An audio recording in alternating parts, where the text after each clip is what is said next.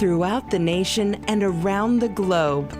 From his heart to yours, it's Dear James Live, bringing you intuitive insight, answers, and advice to your life questions.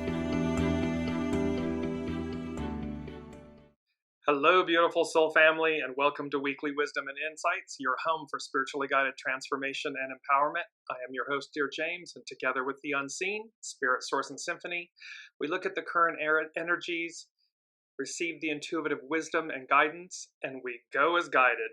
And there are some big, beautiful energies occurring. So let's just jump in.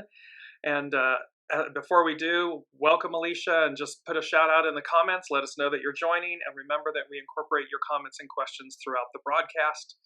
So big, beautiful, powerful energies occurring right now. And probably the 3 or 4 key words would be truth, discernment, expansion, and for most, celebration. And you'll see why I say for most. So truth, discernment, expansion, celebration. And let's just jump in. We're going to look at our main theme. I'm going to bring it up here on the screen. And our main theme is power plays hyphen power moves. So it's power plays, power moves. Expect the unexpected. And note that there is this hourglass with green sand, and green representing the color of abundance and everything. And it harks back to, for me, it harks back to Wicked, where she is, of course, painted in green face and everything. There are these aspects in place because a lot's happening with Jupiter, with Venus, and also with tomorrow. All of this, there's so much happening tomorrow and then on Saturday. And tomorrow is the Sagittarius full moon. So we have these full moon energies. And this, let me just go to it really quickly because it's number 5 from the unseen. So power plays, power moves, expect the unexpected. And number 5, which denotes change, and the unseen said reset, hourglass moments, time is running out, advance. And so there's this energy. Welcome, Ava. Welcome, Colleen. There's this energy about this is a reset moment. This is like everything we've been waiting for and more. We've been waiting and waiting and waiting. And so there's this reset, hourglass moments, time is running out, advance. And the time is running out is about, again, we've talked about a lot of this, about this a lot on this journey. And where are we lining up? Where are we aligning? Where are we stacking up? And time is running out, meaning, like the time to recover, the time to excel, the time to advance, the time to move forward, the time to align. And yet there's all this auspicious energy. So let's take a look. Let's look at the main energies first. It's, of course, a 5, nourished while waiting, patience. You'll note that it's the 22nd. It's the most powerful master number is 22. So we basically have double 2s, and then it's an 8 year, so it's the uniting, unite. But the 5 and the 22 and the 8 become a 35, which is about enlightened progress. It's about progress and our enlightenment, or enlightenment through our progress.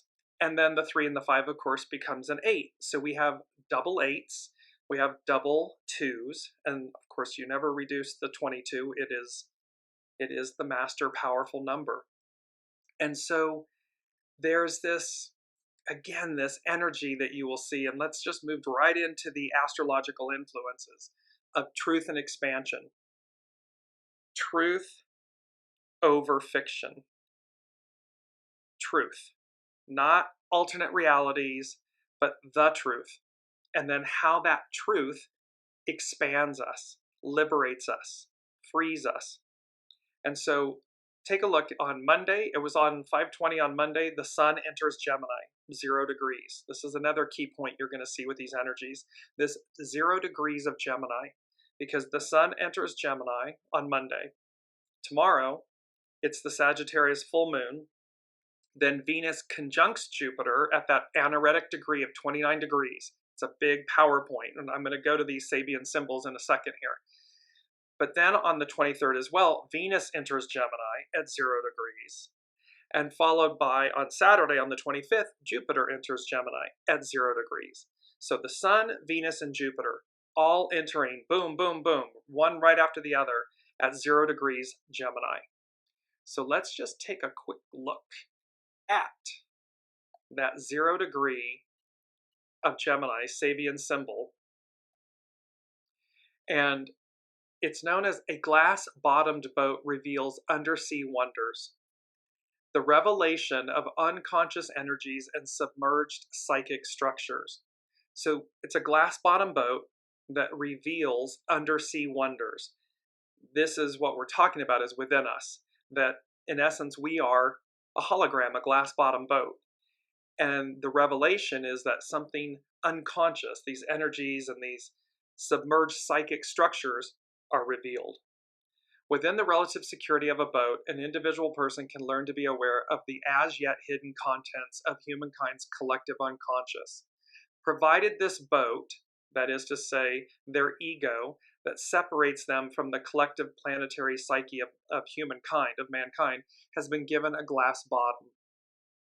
The conscious mind must have become, in part at least, translucent. So again, this migration from ego, mind, personality leading to soul source connection leading to the soul leading. This translucency is not direct openness. The window of the mind remains closed, but through it, the individual can become aware of the outside. Here, outside means the psychic depths below the normal level of consciousness. So what this symbol is talking about is the fact that while the translucency isn't direct openness, meaning it's just wide open, there's still, quote unquote, a veil. We do have the ability to discern, and that's another big word, truth, discernment, expansion, that there are psychic depths within us, and thereby we're able to reveal them, experience them. And this symbol says, at this first stage of the discovery process, one can only speak of vision. So it means we will see things that we can see, but not necessarily identify. The feeling is one of wonder. I did not know this could exist. How beautiful, or how exciting. And its key phrase is, a new dimension of reality is perceived by the earnest inquirer. So here's the Sun, Venus, and Jupiter. The Sun, our life force, our source of everything, our illumination. Followed by Venus, divine feminine, love, nurturing, how we nourish ourselves and one another, the planet. And then Jupiter, the great benefactor. All three of these, boom, boom, boom, highlighting this one point, this one Sabian symbol, this one truth of discovery. It's the discovery of the process. One can only speak of vision, not identification. The feeling is one of wonder. I did not know this could exist. How beautiful, or how exciting. A new dimension of reality is perceived by the earnest inquirer. And remember, we've said this all along. The more open we are, the more in alignment we are with soul source connection, all of this, the more we live our lives that way, the more this new dimension of reality is realized. We perceive it more. Because if we're in ego, mind, personality, it's closed off.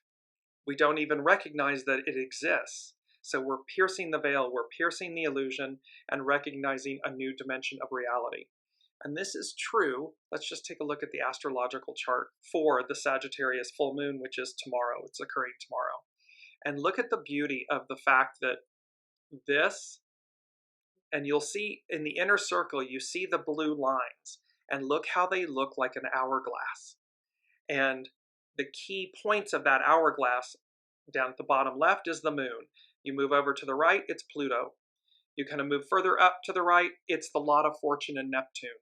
And then you move all the way to the top left, and these are the blue lines that shape or identify, outline the hourglass. And of course, it's the Sun, Venus, and Jupiter all conjunct. So there's this auspicious energy that is occurring, and it's after, so April and May, all of these energies, the eclipses, I mean, there's just so many astrological influences that have been compacted into April and May. And this is that final, that burst, where we've talked about crossing the threshold.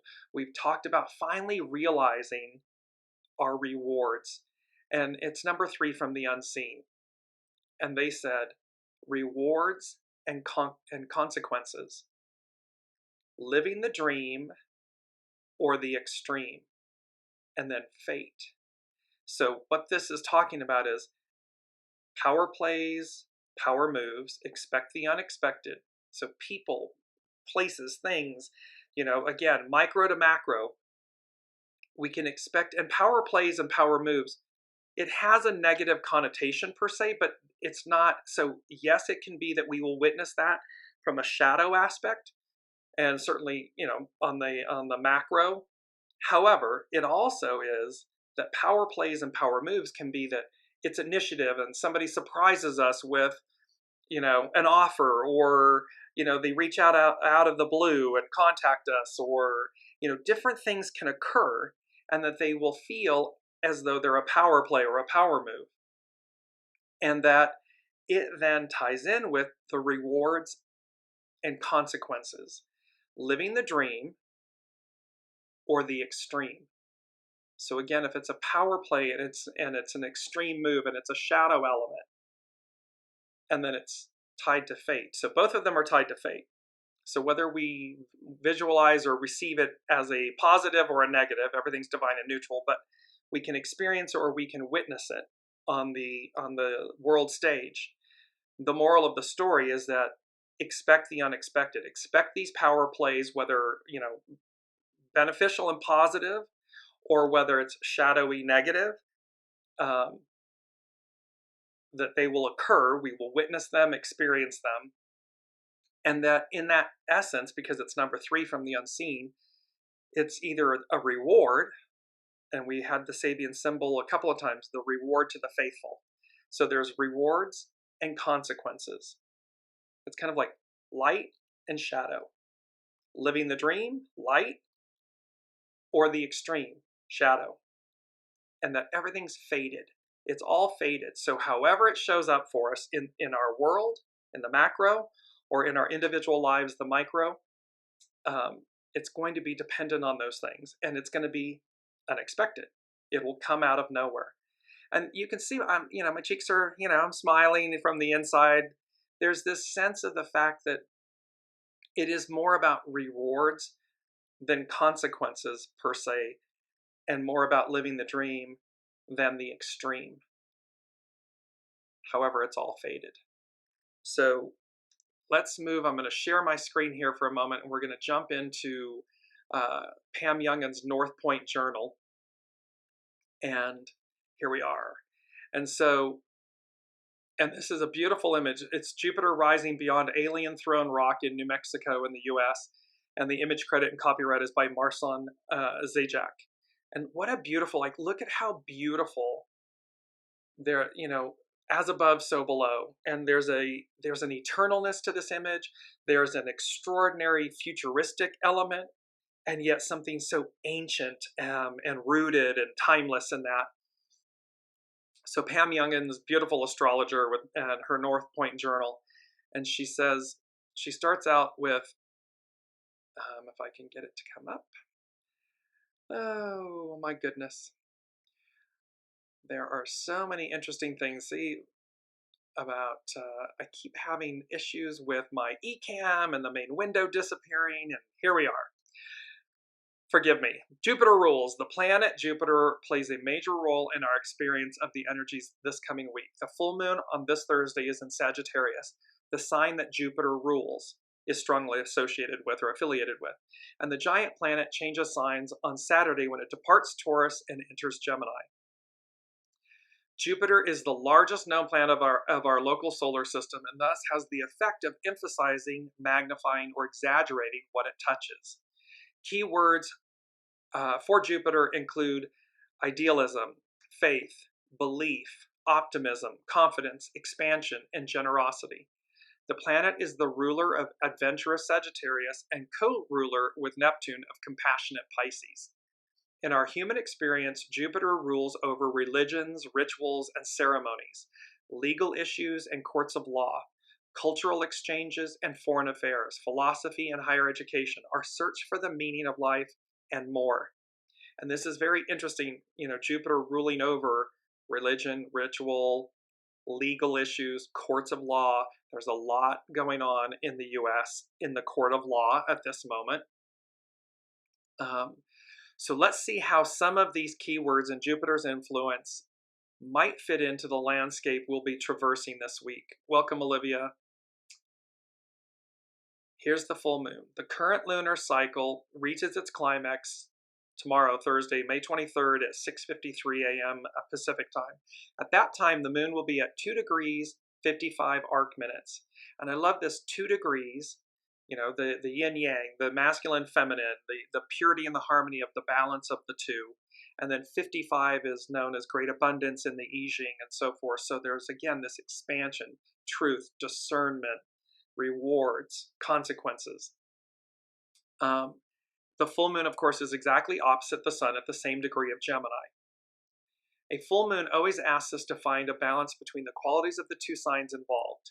In this instance, we are called to access the best traits of both mental, airy Gemini and intuitive, fiery Sagittarius, to be both logical and wise, and to rely equally on reason and faith. So this is, again, yin-yang, that harmony, the purity of the divine masculine, purity of the divine feminine, purity of the void, purity of the light. It's asking us to use both our discernment and our intuition. We are directed to seek meaningful experiences through intellectual learning and the exchange of information, but also to explore the world beyond our local environs, both physically and philosophically. And remember, the Sun, Jupiter, and Venus are all hitting that 0 degree of Gemini that speaks about the glass bottom boat, revealing something far more prescient, present, even though most don't see it. They don't witness it because they're closed off. Although Venus and Jupiter are still in Taurus at the time of the full moon, they are separated from the sun by less than 4 degrees. So their energies are strongly woven into the fabric of this lunation. With the moon opposing Venus and Jupiter, the qualities of optimism, inspiration, and creativity are enhanced, but we must also be wary of overindulging or of needing the immediate gratification of whatever our current desires might be. So again, this is because, again, see, it's living the dream or living the extreme. And so, and here Pam Youngins is talking about the fact that we need to be mindful of not overindulging or of needing the immediate gratification of whatever current desires might be, because that's living in the shadow. Taking those cautions into account, the potential benefits of this week's full moon are many. The moon is trine, trine is a harmonious aspect to Neptune, providing opportunities for significant spiritual growth and a deeper understanding of our life's meaning. So there's a revelatory, so again, hourglass, where we've been waiting, and what's my purpose, and what was I made for, and all of these things.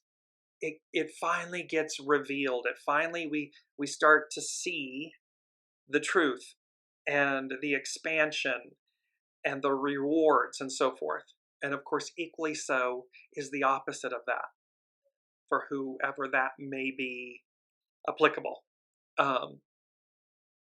So with the moon opposing Venus, Jupiter, the qualities of optimism, inspiration, and creativity are enhanced. But we must also be aware of overindulging.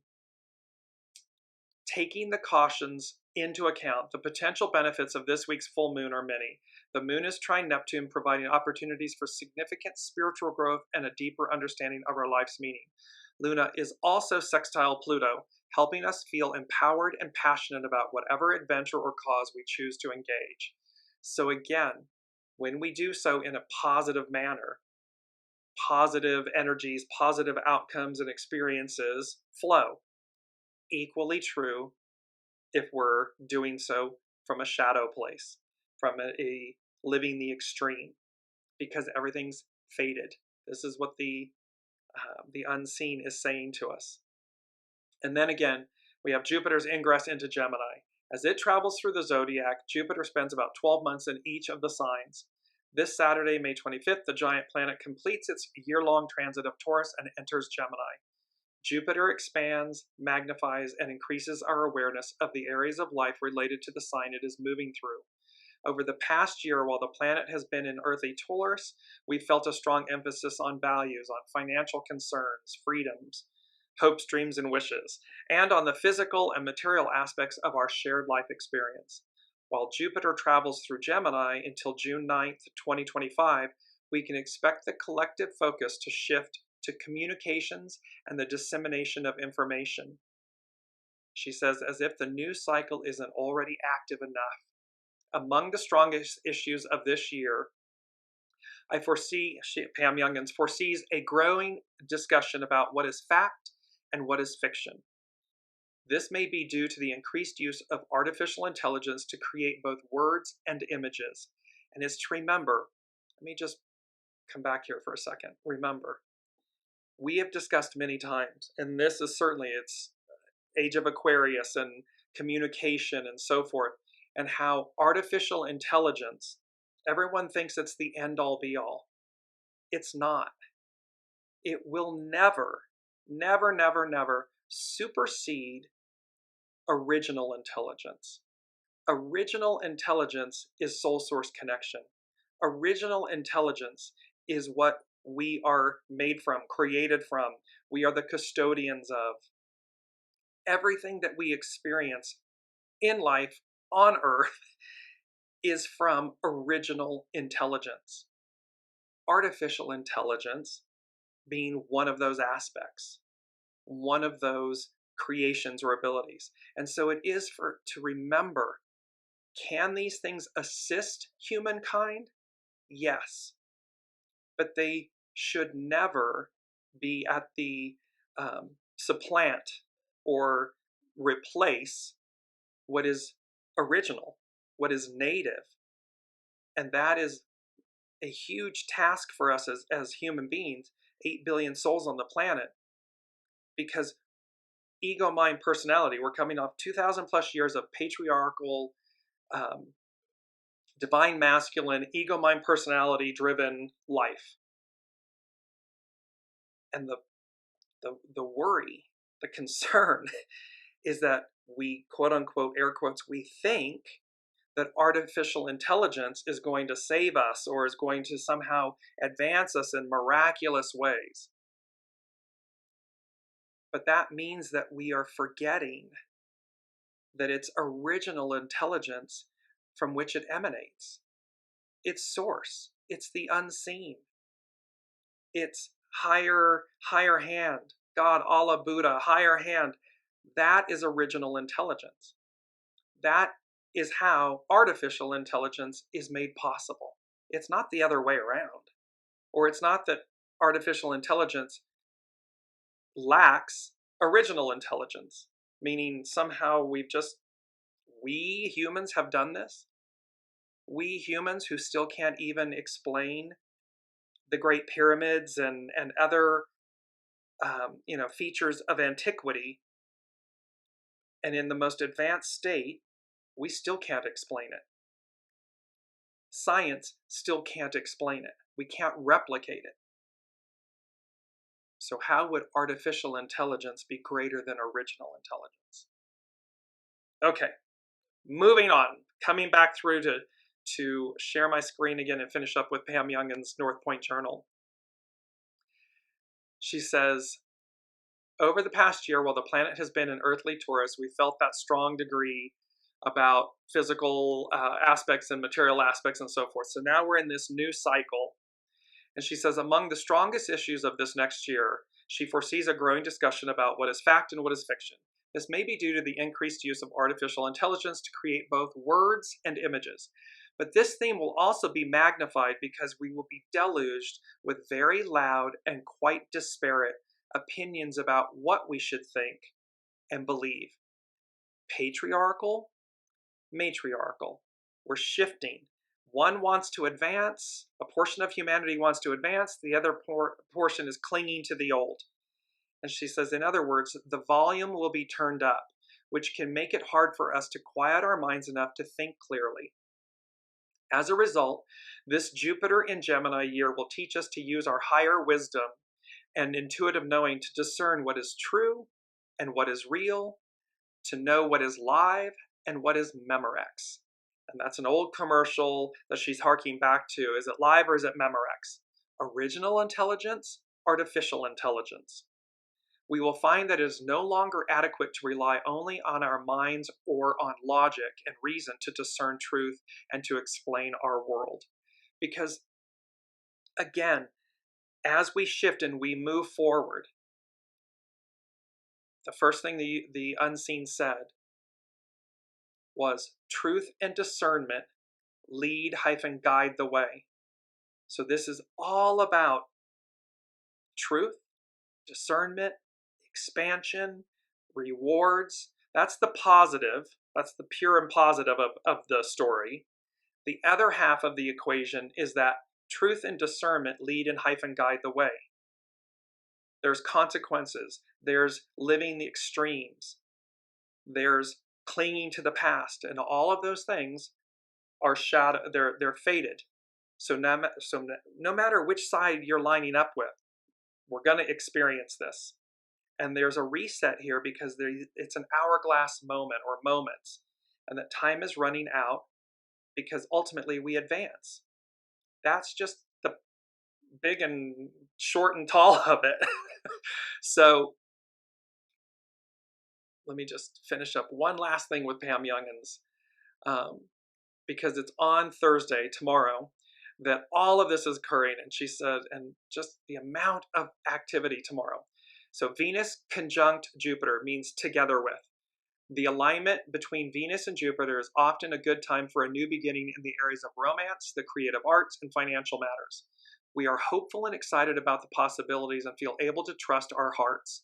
With the two planets in the very last anaretic degree of Taurus, and that's that very powerful, both when it's at 29 degrees and when it's at 0 degrees, it's very powerful.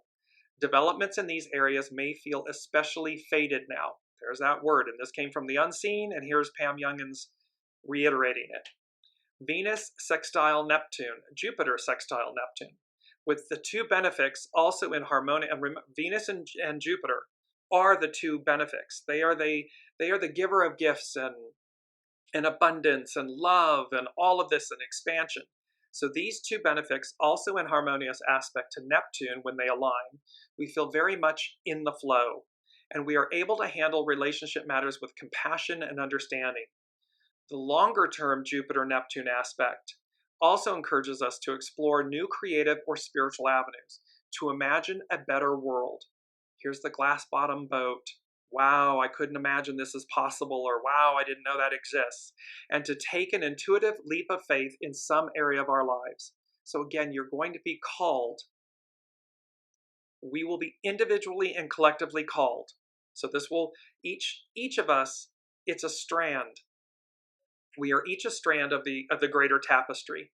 And so individually, you're going to see how this manifests in our individual lives and how it manifests in our collective being, in our collective state, and how it's faded. But these developments in these areas will be amplified, magnified. You won't be able to, and nor would you, good, bad, or indifferent, nor would you want to avoid them, because they're going to advance you. So Venus sextile Neptune, Jupiter sextile Neptune, these two great benefics, they are going to see how you'll be called for a leap of faith. There's an intuitive leap of faith. You'll just know what's right. You'll know what to do and when to do it and with whom to do it and where to do it. You'll know. And this leap of faith, meaning you will have to kind of like gulp okay, and follow through. The full moon, it peaks at 6:52 tomorrow evening, Pacific time, when the moon is at 2 degrees 55 arc minutes Sagittarius. This lunation brings to light new insights about our hopes and dreams, beliefs and values. So again, it's going to amplify and magnify that. Venus enters Gemini. While Venus is in Gemini from May 23rd to June 17th, we strongly value communication in our relationships. So where we may have been hiding or unwilling to come forward and discuss things, there's going to be a greater and a stronger value on communication in relationships. And it can be in, romantic, platonic, business, whatever it may be, there's a stronger value to communicate. We may also wish to experience more variety in this area of life and be more restless with our routines. So again, the status quo isn't going to cut it. So how might we adjust? How might we pivot? And if we're suffering or stuck, then do the simplest thing, which is to step outside, pick a flower, smell a flower, hug a tree, walk in the sunshine, take a bath, whatever it may be. Do something that simply shifts your perspective, your energy, and the moment, because that will then deliver you. It'll advance you even in that micro example. So last but not least, in general, people can be more lighthearted and eager to socialize. So there's going to be an effervescence to this energy, to these energies, to this hourglass moment. And welcome, Elizabeth. And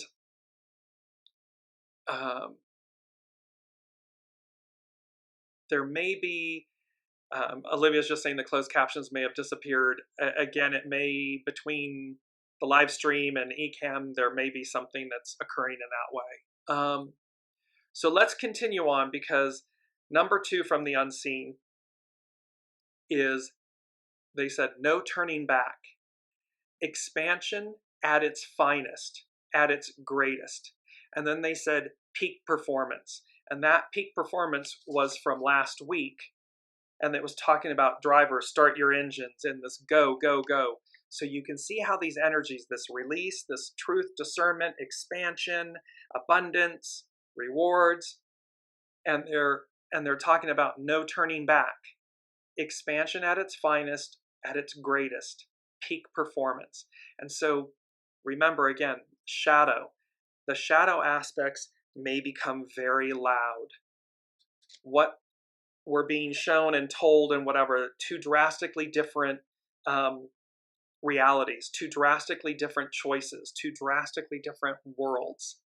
And you will need your intuition and your discernment to recognize the truth.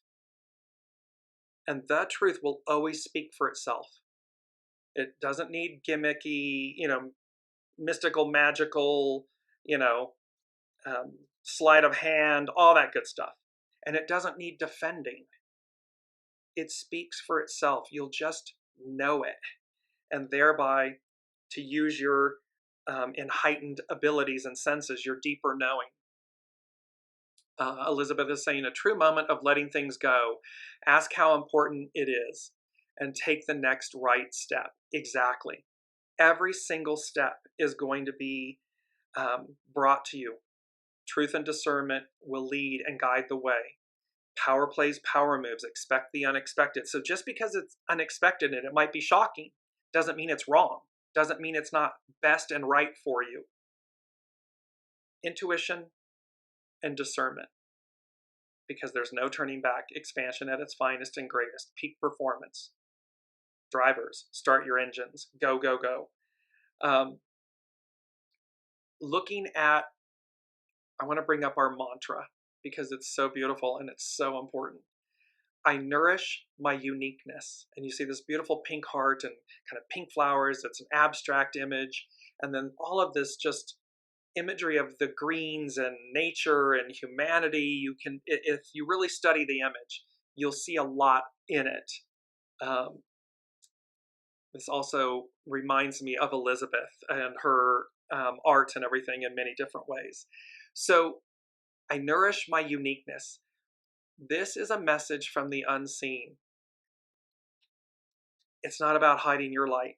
It's not about putting your light under a bushel basket. It is about celebrating your light, your uniqueness. What was I made for? And how that is revealed at this time. It's finally this hourglass moment. These things are going to be revealed. The expansion of our universe, of our reality, of our truths, of who we truly are. And not who we've told ourselves, not ego, mind, personality, not the masks, the labels, the identities. That's all constructed. This is the innate soul source, who I am,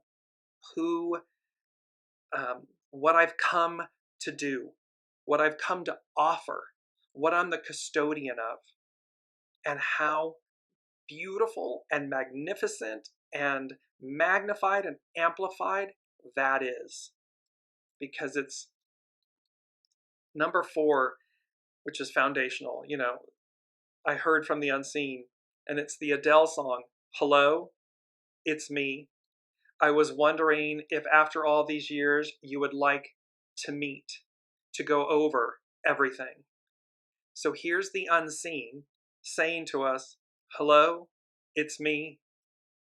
And this can also be, again, people expect the unexpected, power plays, power moves, relationships, people, form of people in our lives, business, personal, whatever it may be, familial.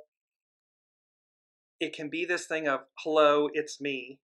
I was wondering after all this time if you would like to meet. Because remember, we're prizing conversations. They're heightened.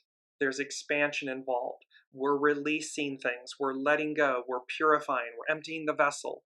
All of this is to move us forward in purity, in truth, in goodness. No more shadow shady, you know what.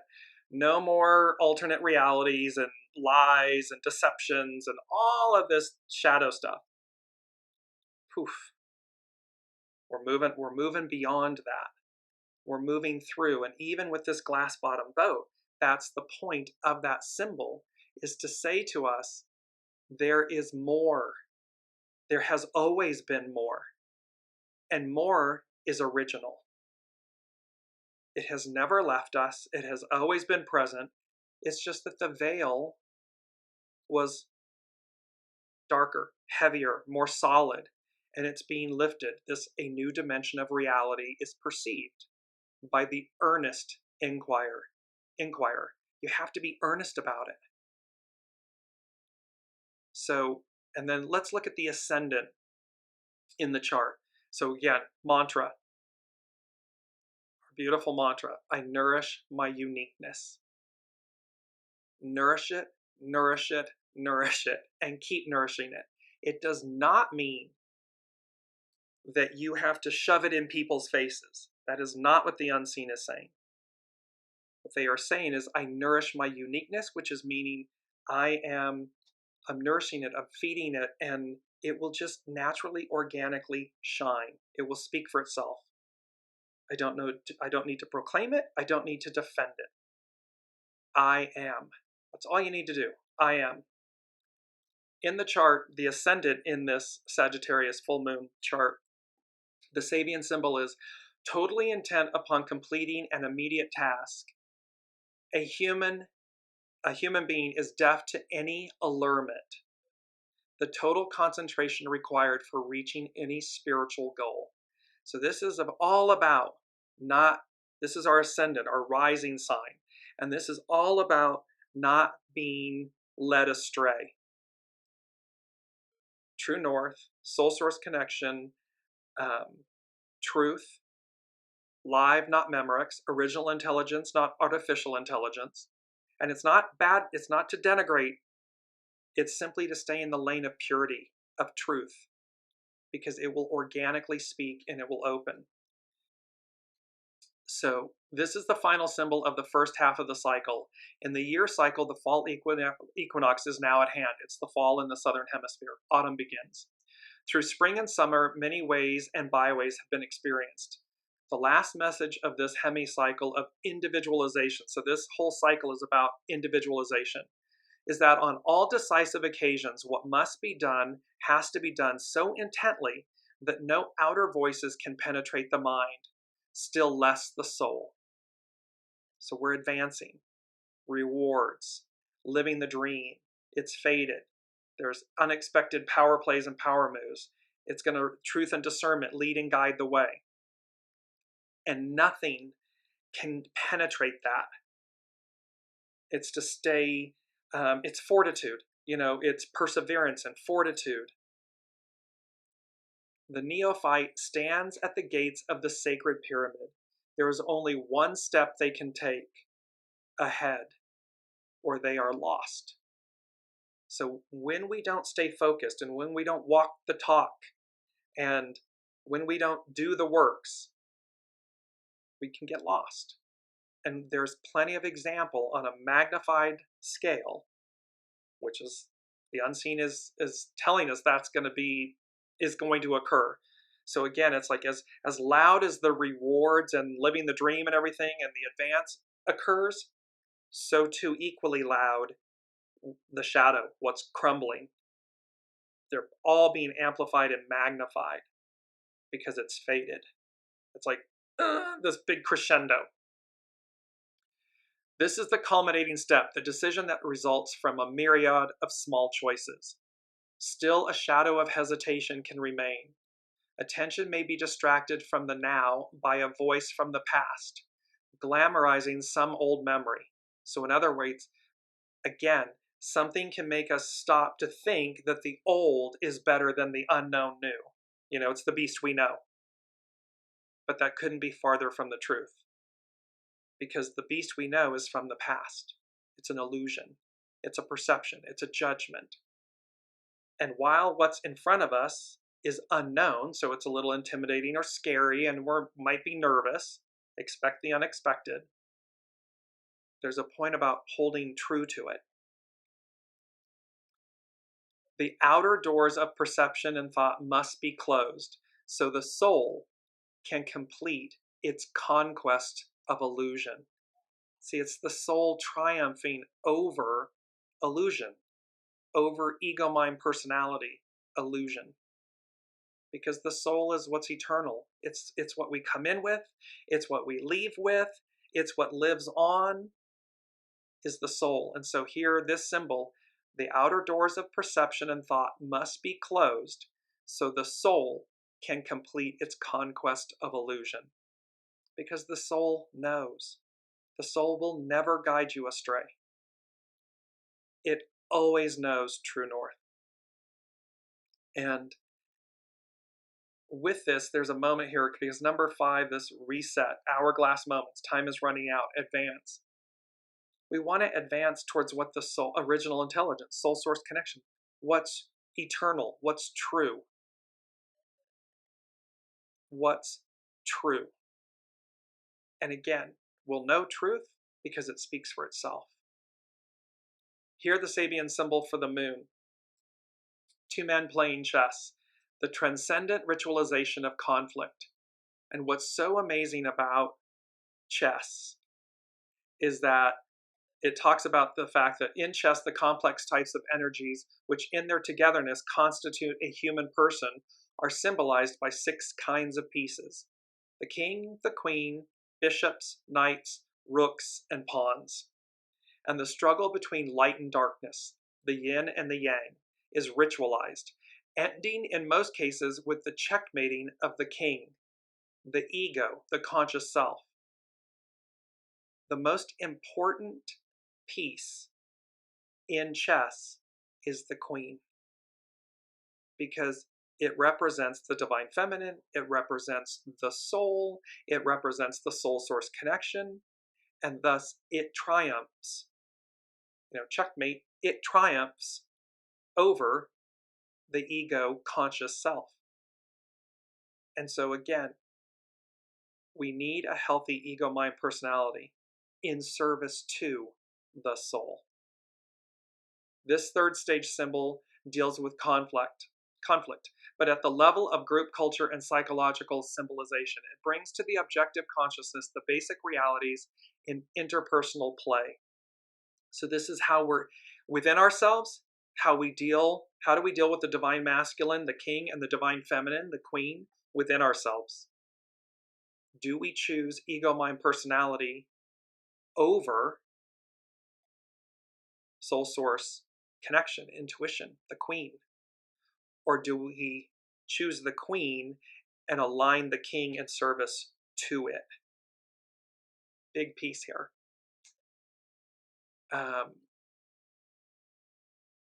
Chiron, the wounded healer, so this represents healing. The Sabian symbol is the gate to the garden of all fulfilled desires, abundance made possible by human togetherness and cooperation. This screams divine feminine. This symbol, the wounded healer, is saying the gate to the garden of all fulfilled desires, rewards, living the dream, expansion. And here this is saying it's abundance made possible by human togetherness and cooperation. Unity. It's collaboration and unity and compromise and, and all of the good things, because humans are coming together. It's not kill or be killed and, lack mentality and there's not enough, so I trickle down economics and all that good stuff. It's saying together, united, together, abundance is made possible. In contrast to the crude and cruel road to fame and power symbolized by the prize fighter, we now see a symbol of apparently wide open and effortless fulfillment. Alone, a human being can barely survive in nature's great life drama. In organized groups, humankind can, in due time, fulfill their desires. The abundant life is in theory open to all. At least this is the ideal, the great dream. And the unseen has been saying to us from the get-go, the ideal becomes the new reality. So in the Aquarian matriarchal era and age, the ideal, the great dream, is the new reality. At this stage, the goal of happiness dominates the consciousness of cultural humankind. The more validly so, the more modest their desires. Religious philosophies like American New Thought glorify this social feeling of abundance, glamorizing it into an avid cosmic optimism and a cult of success. So it becomes this way of being, this way of thinking. It's cosmic optimism. And it goes back to that very first symbol where the sun and the moon, sun, Jupiter, and Venus at 0 degrees Gemini, a new dimension of reality is perceived. This process of, and this feeling of wonder. I didn't know this could exist. How beautiful or how exciting. I mean, because again, in reality, here we are, and it's like, it looks like everything's going to heck in a handbag, so to speak, as though everything's going backwards, and yet it's not. That's an illusion. But it has to crescendo, it has to come to the peak moment for it to collapse. And that's why this wounded healer, Chiron, is saying, see, it's cosmic optimism. It's what's to come. And I want to jump very quickly because I want to bring in our two quotes. And so this is, it's hexagram 35. Sorry, lost my train of thought for a second. So hexagram 35, and it again is about the beauty of going up here. It's the progress, it's enlightened progress. And so, and what's interesting is its underlining cause is number 5, nourishment while waiting, this patience. And so here we tend to measure strength in the same way that we view force. Force moves bodies and is always creating a reaction. When we push on something and cause it to move, we will also be propelled backward by the force we have exerted. Strength is the power of the weak or yielding, when energy radiates without force. And here's our first. Force can exhaust energy. It's our first quote. Force can exhaust energy, but strength grows exponentially. So again, strength is internal. It's quiet. It's like the truth. It's empowerment. It imbues us and fortifies us with strength, not force. Strength is divine feminine. Force is divine masculine. So strength is the power of the weak or yielding when energy radiates without force. Force can exhaust energy, but strength grows exponentially. When you can become yielding, all energy that is no longer wasted in defending yourself against events out there fortifies strength in here. So again, when you can become yielding, all that energy that you're exerting to defend something or to hang on to something or whatever, it's wasted.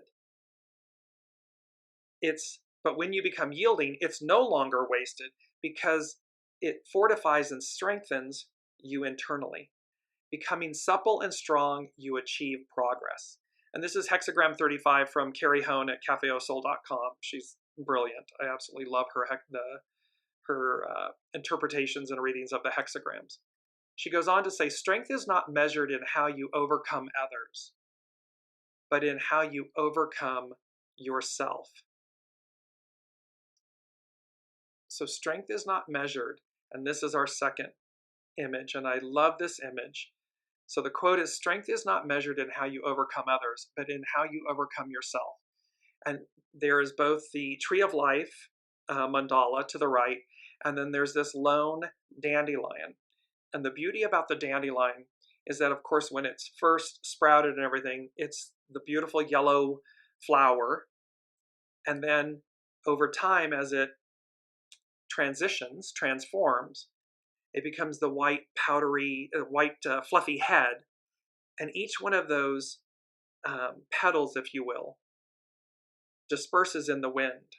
And so the point and the moral of the story is the dandelion isn't fighting itself. Its strength is measured in knowing that it doesn't need to overcome itself. It goes forward and creates new life. So it's eternal. Its strength is eternal. There's no force involved. It's innate. It's natural. And so she goes on to say, those who master others have force. Those who master themselves have strength. Cultivating inner strength, the weak progresses to unprecedented heights in the image of outward expansion. So it's about cultivating inner strength where the weak progresses to unprecedented heights. Power plays, power moves, expect the unexpected, these rewards, this expansion, this hourglass moment of opportunity, this reset. And it goes to number 6 from the unseen, which they said miracles when you least expect them. Sun all around. And this beautiful image of the sun card, which is from the Luminous Tarot by Brigitte Ashwood. And it's just radiating this. And they're like, miracles when you least expect them. Sun all around. And then they gave me This Is My Now by Jordan Sparks. And just a quick lyrics. The song says, there was a time I packed my dreams away, living in a shell, hiding from myself. There was a time when I was so afraid, I thought I'd reached the end. Baby, that was then. I am made of more than my yesterdays. This is my now, and I am breathing in the moment. As I look around, I can't believe the love I see. My fears behind me, gone are the shadows and doubt. That was then. This is my now. And so with hexagram 35, it's all talking about inner strength, inner empowerment, and how that which appears to be weak or yielding is actually the most powerful. And it's in that sense that it takes us to unprecedented heights and outward expansion. She concludes with, Chin, which is hexagram 35, is the image of birds taking flight as the sun begins to rise. It happens naturally, day after day, without great ceremony. It is what they do. The spider portrays the proper relationship to life. They build their web and simply wait for life to bring them nourishment.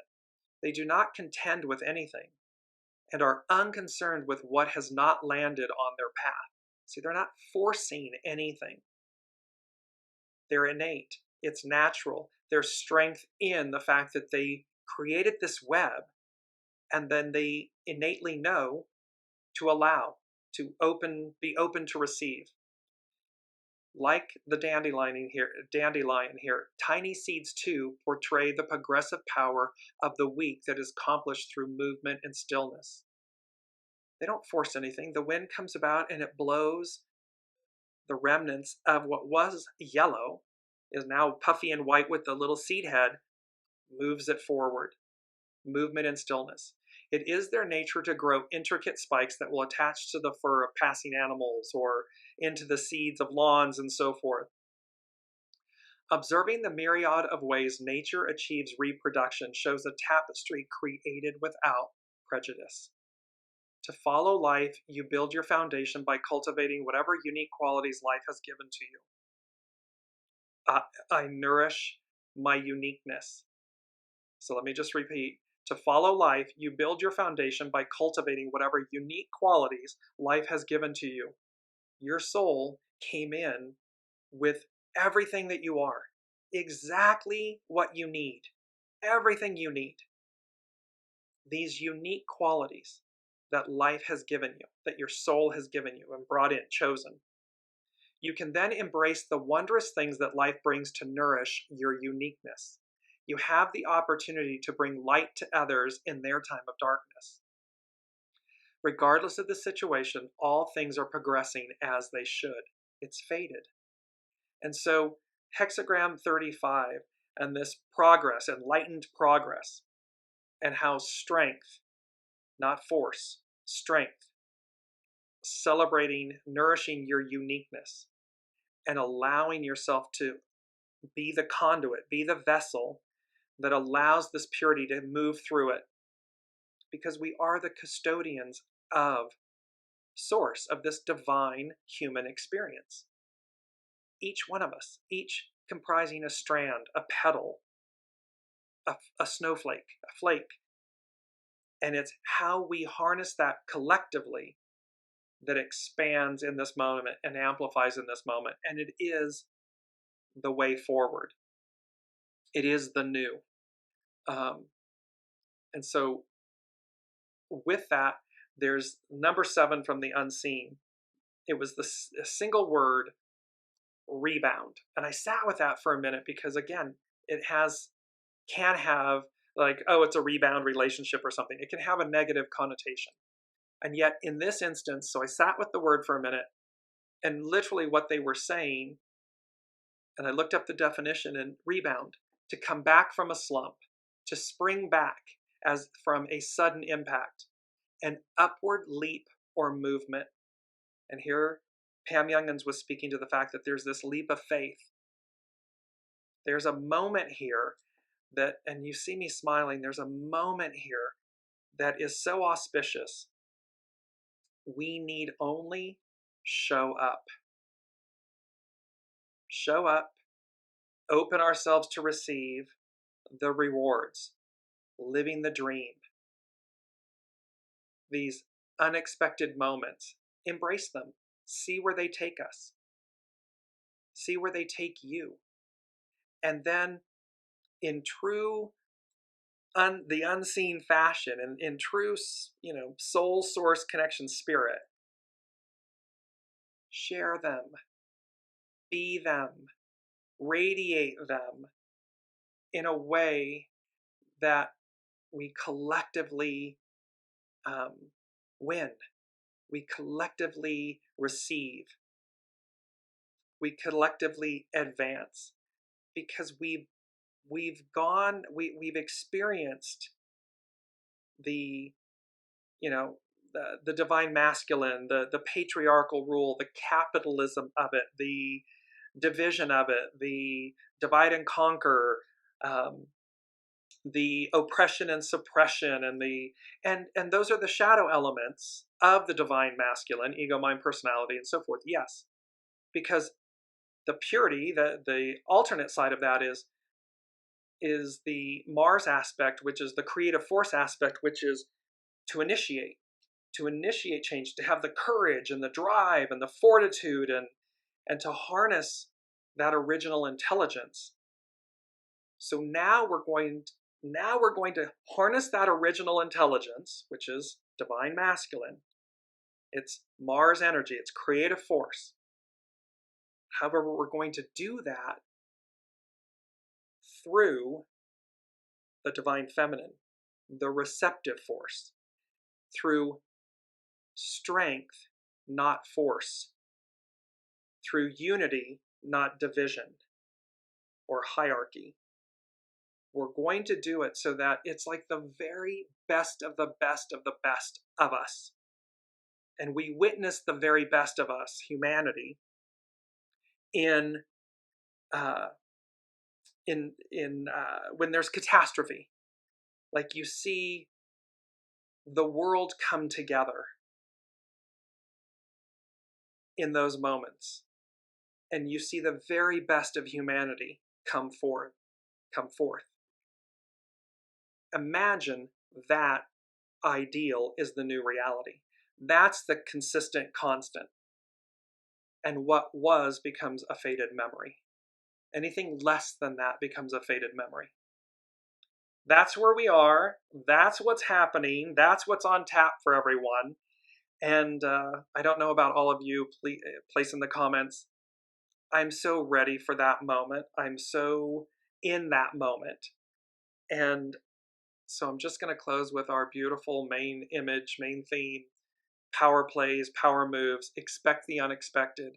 And this hourglass with green sand, this abundance and everything.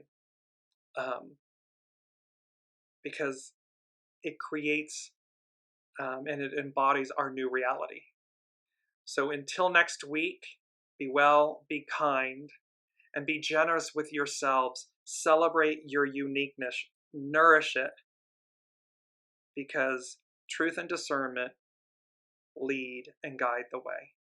Love you all. See you next week. You've been listening to Dear James Live.